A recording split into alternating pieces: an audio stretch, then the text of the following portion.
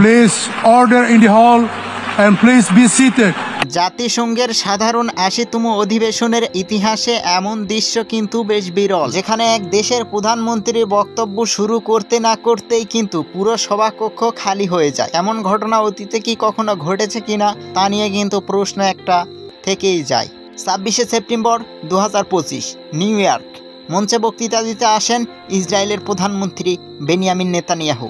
Benjamin Netanyahu বক্তব্য শুরু করতে কি না করতেই এক দুইজন নয় বা এক দু ডজন নয়, শত শত বিভিন্ন দেশের রাষ্ট্রনায়ক এবং কূটনীতিকরা কিন্তু সভাকক্ষ ছেড়ে একে একে লাইন বাই লাইন সিরিয়াল ধরে কিন্তু বেরিয়ে যায়। আরব তো বটেই, এছাড়াও কিন্তু লাতিন আমেরিকার বিভিন্ন দেশের কূটনীতিকরাও কিন্তু উঠে যায়। শুধু লাতিন আমেরিকা নয়, ইউরোপ অঞ্চলেরও কিন্তু বিভিন্ন কূটনীতিকরা সভাকক্ষ ছেড়ে একে একে বেরিয়ে যান।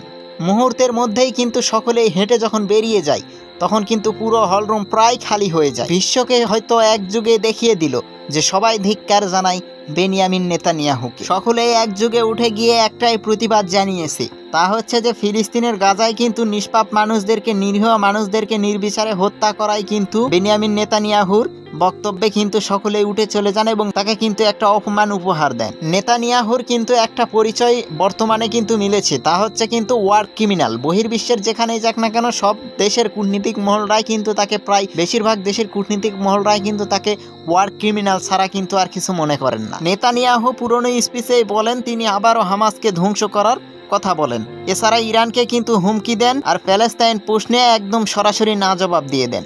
অনেকেই বলতেছেন যে আর ওয়ার ক্রিমিনালের বক্তব্য শোনা হবে না। হামাসকে ধ্বংস করার কথা বেনিয়ামিন নেতানিয়াহু হলের মধ্যে বক্তব্য দেন, তখন কিন্তু শোনার মতো কেউ ছিল না, অথচ সকলেই কিন্তু বাড়ি গিয়ে একটা স্লোগান দিচ্ছিল, free free Palestine, free free Palestine. তিনি হলের মধ্যে বলেছিলেন যে ইরানের বিরুদ্ধে যুদ্ধ ঘোষণা এবং ফিলিস্তিনের বিরুদ্ধে যুদ্ধের ঘোষণা, কিন্তু সেই কথা শুধু দেয়ালই শুনেছিল, কেননা সকলেই কিন্তু সভাকক্ষ ছেড়ে বেরিয়েছিল। বহির্বিশ্বের বিভিন্ন রাজনৈতিকবিদরা বলেছেন যে জাতিসংঘের সাধারণ অধিবেশনের এটা একটা নতুন মত, কেননা বহির্বিশ্বের ১৫৫টার উপরে দেশ কিন্তু প্যালেস্তাইনকে রাষ্ট্র হিসাবে গ্রহণ করেছে এবং সম্মতি দিয়েছে। এখন বোঝা যাচ্ছে যে বহির্বিশ্বে ইসরায়েলের কথার কোনো ধার আর থাকছে না। মিত্র কয়েকটি দেশ বাদে কিন্তু সকল দেশই জানিয়ে দিয়েছে যে তারা হত্যাযোগ্য এবং সহিংসতার পাশে আর নেই। নেতানিয়াহু যদি এরকম ভাবে গাজায় হত্যাযোগ্য চালাতেই থাকে তাহলে কিন্তু বহির্বিশ্ব থেকে ইসরায়েলকে কিন্তু আলাদা হয়ে যেতে হবে, কেননা সকলেই কিন্তু ধীরে ধীরে ইসরায়েল থেকে মুখ ফিরিয়ে নিচ্ছে, ফিলিস্তিনের পক্ষে গিয়ে দাঁড়াচ্ছে। এরকম ভাবে চলতে থাকলে কিন্তু অর্থনীতিতেও হুমকির মুখে পড়বে খুব শীঘ্রই ইসরায়েল। বহির্বিশ্বের ৮০% দেশই কিন্তু ইসরায়েল থেকে মুখ ফিরিয়ে নিয়েছে এবং ফিলিস্তিনের পক্ষে গিয়ে দাঁড়িয়েছে। এটাই প্রমাণ করে যে বেনিয়ামিন নেতানিয়াহু খুব শীঘ্রই কিন্তু তারও অধপতন হতে যাচ্ছে। কে জানে, হয়তো কোনো একদিন তাকেও বিমানে চড়ে বিভিন্ন রাষ্ট্রপ্রধানদের মতো পালাতে হবে। এই ছিল আমাদের কাছে থাকা জাতিসংঘের সাধারণ ৮০তম অধিবেশন নিয়ে ওয়াকআউট সর্বশেষ আপডেট। পরবর্তী নিউজ ভিডিও দেখার আমন্ত্রণ জানিয়ে বিদায় নিচ্ছে মোস্তাকিন হাসান, বিটি ইনফায়ার রিয়াকশন।